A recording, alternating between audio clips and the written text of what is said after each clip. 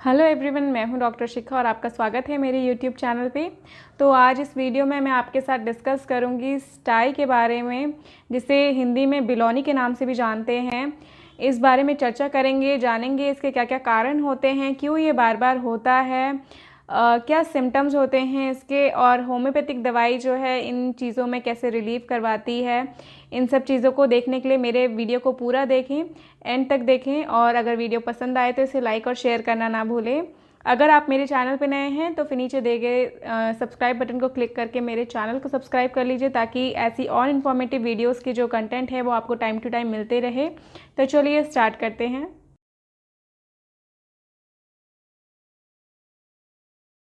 स्टाई जो है उसको हॉर्डियोलम के नाम से भी जाना जाता है, हिंदी में बिलोनी के नाम से भी जाना जाता है। और ये क्या होता है कि जो आपकी आंखों की लिड होती है, आई लिड जो होती है ऊपर की, वहाँ पर अगर कोई इन्फेक्शन हो जाए तो वहाँ पर पस इकट्ठा हो जाता है, और इस चीज़ को जो है वो स्टाई बोला जाता है। ये इन्फेक्शन जो है ज़्यादातर केसेस में स्टेफाइलोकोकस बैक्टीरिया की वजह से जो है होता है। स्टाइज बेसिकली दो तरीके के होते हैं, एक्सटर्नल और इंटरनल। एक्सटर्नल जो स्टाइज होते हैं उनमें अगर आपके आईलिड्स जो हैं उसके बाहर की तरफ स्टाई हो जाए तो उसको एक्सटर्नल बोला जाता है। और आपकी आईलिड्स जो होती हैं उसमें कई स्वेट ग्लैंड्स, सीबेशियस ग्लैंड्स होते हैं, जिसके थ्रू सीबम प्रोड्यूस होता है, और उससे हमारी आंखों में एक तरह से नमी जो है वो मेंटेन रहती है। ये इन ग्लैंड्स का काम होता है। कुछ स्वेट ग्लैंड्स होती हैं जिससे कि जो हमारी आई लैशेज़ हैं वो ड्राई नहीं रहती हैं।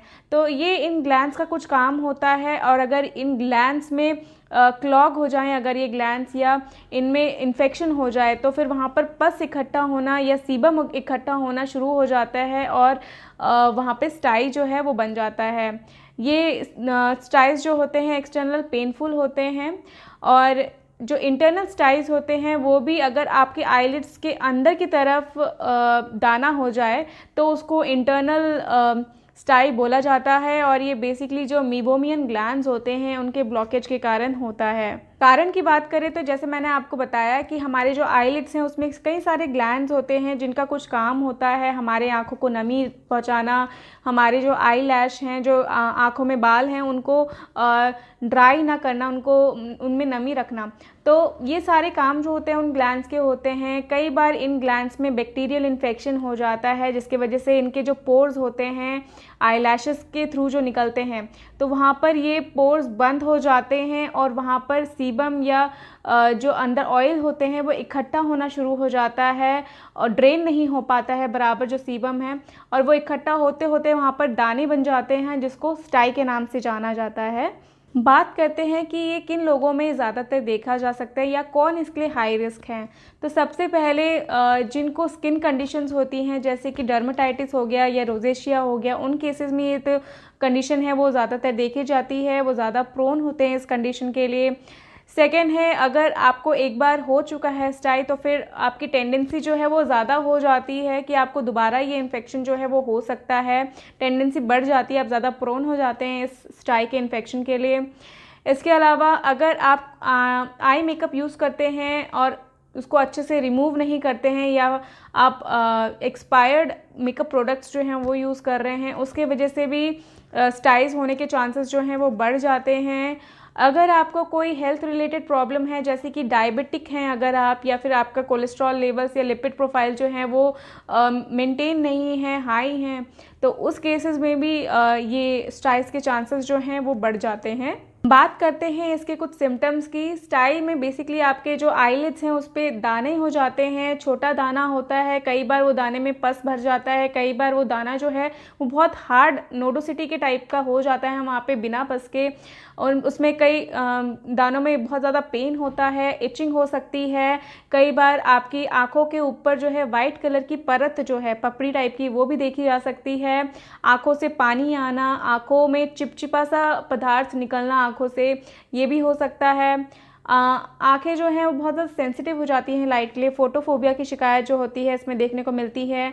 आंखों में लालिमा हो जाना, आंख स्वेल कर जाना, ये सारी जो चीज़ें हैं ये इसमें देखी जाती है। आंखों में ऐसा कुछ लगता है कि कुछ फंसा हुआ है, कुछ कट रही हैं आंखें, ऐसा महसूस होता है स्टाई के केसेस में। बात करते हैं इसकी मैनेजमेंट की कि हम इसको कैसे मैनेज कर सकते हैं, कैसे इससे बच सकते हैं। जो हाई रिस्क केस हैं वो अपने आप को कैसे इससे बचा सकते हैं। तो कुछ चीज़ों को याद रखने की ज़रूरत है। सबसे पहले अपने हैंड्स को अच्छे से वॉश करिए, जिससे कि आप जब भी हाथ लगा रहे हों अपने आँखों पे तो आपको इन्फेक्शन के चांसेस जो हैं वो ना हो, बैक्टीरिया इन्फेक्शन जो है वो उसके चांसेस कम हो जाए। हाथ धोने बहुत ज़रूरी है, हाथों का हाइजीन मेंटेन करना बहुत ज़रूरी है। अगर आप मेकअप यूज़ कर रहे हैं तो एक्सपायर्ड प्रोडक्ट्स जो हैं वो बिल्कुल यूज़ ना करें, और जब भी मेकअप करें उसको अच्छे से सोने से पहले या जब भी आप निकालें उसको अच्छे से रिमूव करें। फेस पे ज़्यादा देर तक उसको लगे ना रहने दें, क्योंकि इससे जो पोर्स होते हैं वो बहुत ज़्यादा जल्दी क्लॉग हो जाते हैं और इन्फेक्शन जो है वो होने के चांसेस बढ़ जाते हैं। इसके अलावा जो दाने हो जाते हैं वो कई पेशेंट्स होते हैं कि वो अपने हाथों से उसको फोड़ने की कोशिश करते हैं, तो दानों को कभी भी हाथ ना लगाइए, उसको पॉपअप करने की फोड़ने की कोशिश मत कीजिए, क्योंकि उससे अगर कोई पस निकलता है तो वो आसपास के एरिया में जाएगा और वहाँ भी इन्फेक्शन क्रिएट कर सकता है। तो आपने दानों को बिल्कुल हाथ नहीं लगाना है। आप गरम सेक कर सकते हैं दानों के ऊपर, इससे आपके दानों को थोड़ा रिलीफ मिलेगा दानों पे और जल्दी बैठने के चांसेस होते हैं। तो वार्म कंप्रेशन जो है वो कर सकते हैं, या फिर आप ग्रीन टी जो होती है उसके कंप्रेशन जो है वो भी कर सकते हैं। उसको अपने आँखों पे डैब डैब करके डैबिंग कर सकते हैं, ताकि उसमें जो भी एंटीबैक्टीरियल प्रॉपर्टीज़ है उससे आपके स्टाइस की प्रॉब्लम जो है वो कम हो जाएगी, उसमें रिलीफ मिलेगा, जल्दी हील होगा वो।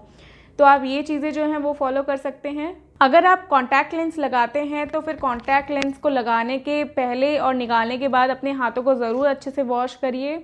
तो ये सारी कुछ चीज़ें हैं जो आपको याद रखने की ज़रूरत है अगर आपको रिकरेंट स्टाइस की प्रॉब्लम है, या कभी अगर आपको इन केस हो जाता है तो। अब बात करते हैं इसकी होम्योपैथिक दवाइयों की। होम्योपैथी जो है स्टाइस के केस में बहुत अच्छा काम करती है।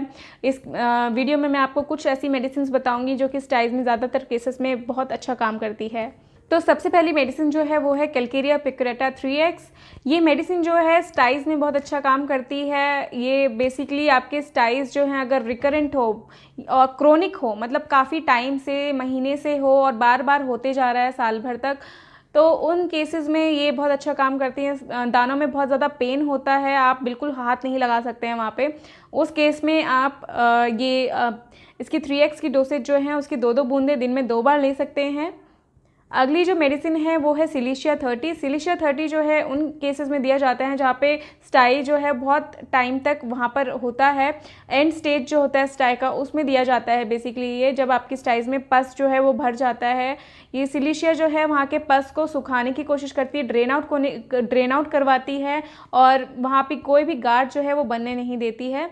तो उस केस में सिलिशिया 30 बहुत अच्छा काम करती है। सिलिशिया 30 की आपने 2-2 बूंदें दिन में 3 बार लेनी है। अगली मेडिसिन है पल्सटीला 30।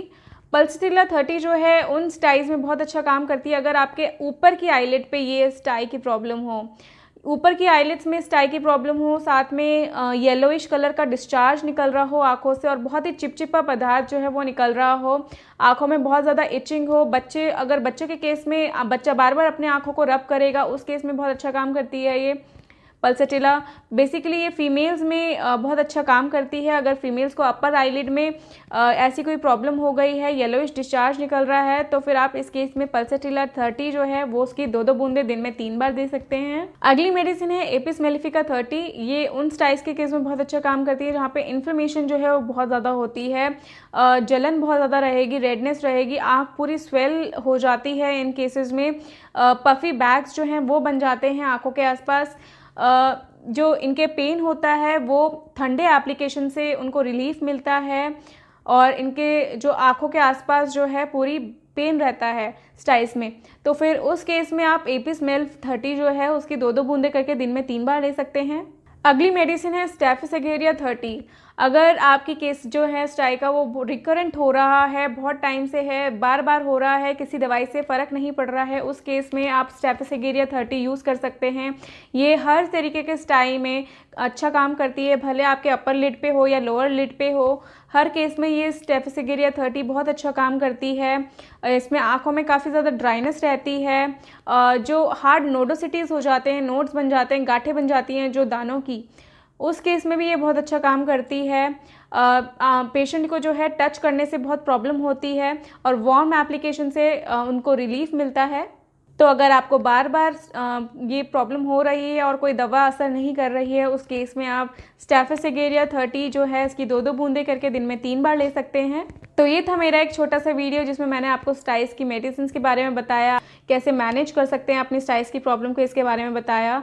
इस वीडियो में इतना ही। मिलती हूँ आपसे अगली वीडियो में और इन्फॉर्मेटिव कंटेंट के साथ। Till then goodbye, stay healthy, stay aware.